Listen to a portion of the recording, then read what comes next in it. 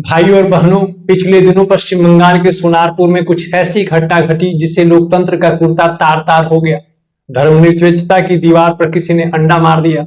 हमारे देश के सबसे प्यारे, सबसे दुलारे भाई को अभिषेक बनर्जी की शर्ट पर धूल और पत्थर का ऐसा दाग किसी ने लगा दिया है जिसे वॉशिंग पाउडर निरमा से भी धोया जाए बार बार तो शायद न मिटे।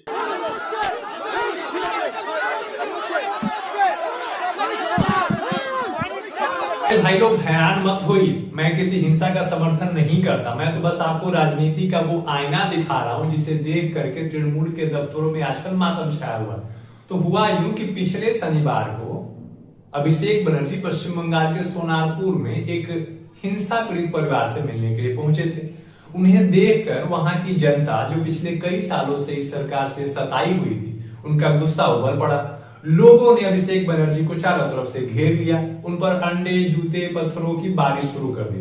ऐसी बारिश की कि अभिषेक बनर्जी के सुरक्षा कर्मियों को छतरी ढूंढने जाना पड़ा। अभिषेक बनर्जी कैमरे के सामने आए और कहा,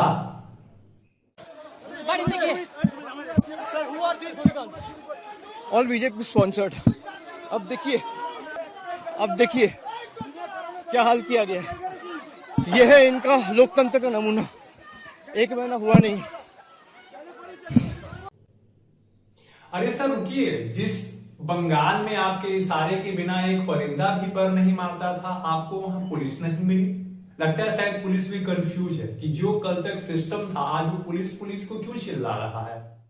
अब जरा फ्लैशबैक में चलते हैं। चुनाव से ठीक पहले अभिषेक बनर्जी ने कुर्ता चढ़ाकर और अंगुली दिखाकर अपने विरोधियों को क्या कहा था, ये वीडियो तो आप लोगों ने देखा ही होगा। কত বড় গুন্ডা আপনি আর কত আপনার ক্ষমতা 4 तारीख দেখা হবে। क्या हेकड़ी थी, क्या रौब था।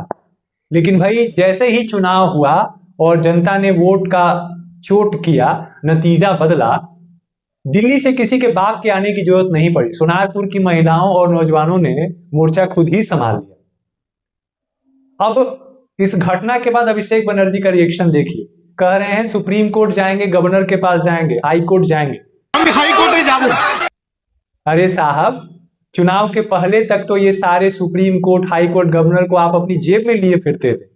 शायद इसे ही कहते इंस्टेंट कर्मा।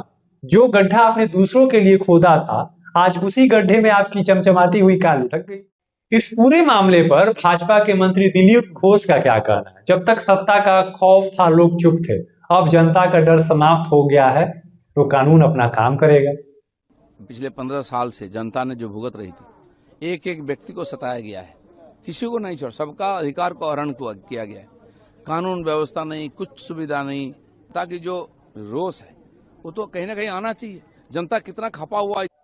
जिस तृणमूल के शासनकाल में विपक्षी पार्टी के नेताओं के खिलाफ मामले सुबह के नाश्ते जैसे होते थे, आज उन्हीं के दरवाजे पर पुलिस, सीआईडी, ईडी चाबुक लेकर पहुंच गई। तब क्या, जब तृणमूल के गुंडे विपक्षी पार्टी के कार्यकर्ताओं को पीटते थे, उनके घरों को जलाते थे, विपक्षी पार्टी की कार्यकर्ताओं की लाशें बरामद होती थी पेड़ों से लटकती थी, तब तो आप कहती थी कि ये छोटी मोटी घटना है, ये जनता का आक्रोश है। आज आपके भतीजे के शरीर पर कुछ अंडे क्या गिरे, आपको लोकतंत्र की हत्या नजर आ रही है। तब तो आप कुछ नहीं कहती जब आपका भतीजा पूरी केंद्र सरकार को, पूरे विपक्षी पार्टियों को धमकियां दिया फिर रहा था। और इनके प्रवक्ता काफी गजब का रोना है भाई। ऐसे रो रहे हैं टीवी चैनलों पे जैसे पूरी की पूरी जागीर ही डूब गई हो इनकी। वाह दीदी वाह वाह, जब आपका भतीजा धमकी दे तो वो राष्ट्रवाद है, और जब लोग अंडा फेंके तो वो लोकतंत्र की हत्या है। टीएमसी के प्रवक्ता टीवी चैनलों पर ऐसे चिल्ला रहे हैं, रो रहे हैं जैसे उनकी जागीर लुट गई हो। जिस बंगाल में विपक्षी नेताओं के खिलाफ मामले जैसे सुबह के नाश्ते जैसे आम होते थे, उसी बंगाल में अभिषेक बनर्जी के खिलाफ पुलिस, सीआईडी, ईडी कानून का चाबुक चलाने पहुंच गई है।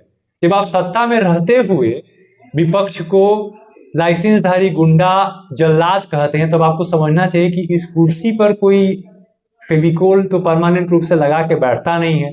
आज जब आपकी सत्ता है तो पुलिस आपके इशारों पर नाच रही है, जब आपकी सत्ता जाएगी तो जो आएगा उसके इशारे पर पुलिस नाचना शुरू कर देगी। तो भाइयों और बहनों, इस पूरे ड्रामे की कड़वी सच्चाई यह है कि जनता अब खौफ के राज से तंग आ चुकी है। यह हमला किसी राजनीतिक दल ने नहीं करवाया था, यह जनता का आक्रोश था जिसे सालों तक डरा कर धमका करके चुप रखा गया था। अभिषेक बाबू और ममता बनर्जी दीदी को भी यह समझना पड़ेगा कि जब तक आप जनता की सेवा कर रहे हैं, जनता आपको सिर आंखों पे बिठा करके रखती है, वरना इस लोकतंत्र में जनता से बड़ा कोई बाप नहीं होता। वह आपको 4 तारीख की बात का मंजर भी दिखाना जानती है। और अभिषेक बाबू से कहना चाहूंगा कि जब आगे से किसी चुनावी रैली या ऐसे किसी जगह पे जाएं तो अपने शर्ट के बटन दर्जी से कह के मजबूत सिलवा लीजिएगा और अपने सुरक्षा कर्मियों को कहिएगा बंदूक के साथ साथ कुछ छतरिया भी रखे, वरना यह जनता तारीख नहीं भूलती, यह जनता हिसाब नगद करती है। तो आप देखते रहिए द पिच इंडिया और इन नेताओं की हरकतों पर पैनी नजर भी रखिएगा। अच्छा लगे तो लाइक, कमेंट, सब्सक्राइब करना मत भूलिएगा। जय हिंद, वंदे मातरम।